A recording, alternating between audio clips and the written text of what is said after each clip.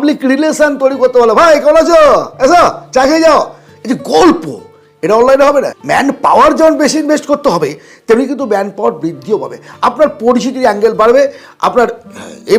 আপনার যদি মার্কেটিং করার ইচ্ছে থাকে আপনার এলাকা, আপনার শহর বা 10 কিলোমিটারের মধ্যে, তাহলে ঠিক আছে আপনি অফলাইন বিজনেস করুন। আরেকটা কথা, অফলাইন বিজনেস করতে গেলে আপনার যেন লোকেশনটা ঠিক থাকে, আপনার বাড়ি একদম ভেতরে, তাহলে আপনি অফলাইন বিজনেস করতে পারবেন না, কারণ আপনাকে একটা কাস্টমার তো আনতে হবে, তো রাস্তাতে ঘর ভাড়া নিতে হবে। ঘর ভাড়া নিতে গেলে আপনার বিভিন্ন এলাকায় বিভিন্ন রকম সেলামে যে ঘর নিতে হয়, মান্থলি ভাড়া, ইলেকট্রিকের বিল, সমস্ত কিছু মিলিয়ে একটা খরচ কিন্তু আছে, মোটা অঙ্কের খরচ প্রথমেই ইনভেস্ট করতে হয় অফলাইন বিজনেসের ক্ষেত্রে।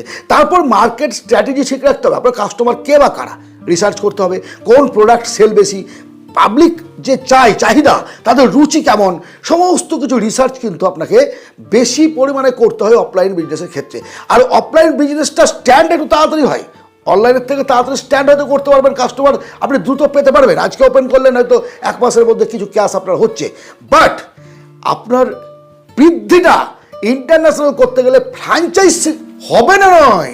যদি কেউ বলে না যে অফলাইন বিজনেস বড় করা যায় না, তাহলে ভুল কথা, কারণ এত ফ্র্যাঞ্চাইজ আপনি দেখুন না, কোথায় একটা বিশাল শোরুম সেখানে এখানে হচ্ছে, কোথায় একটা শপিং মল এখানে হচ্ছে, একই মালিকের আন্ডারে বিভিন্ন জায়গায় শোরুম তৈরি হচ্ছে। আপনি যদি সেই জায়গায় যেতে চান, তাহলে আপনাকেও সেই অনুরূপ নিয়মে ফ্র্যাঞ্চাইজ করতে হবে। এবার ওখানেও কিন্তু ইনভেস্টমেন্টের ব্যাপার আছে, একদিনও হবে না। ঠিক আছে, আপনি প্রথমে একটা কাউন্টার খুলেছেন, সেকেন্ড, থার্ড, ফোর্থ, ফ্র্যাঞ্চাইজ করে ধীরে ধীরে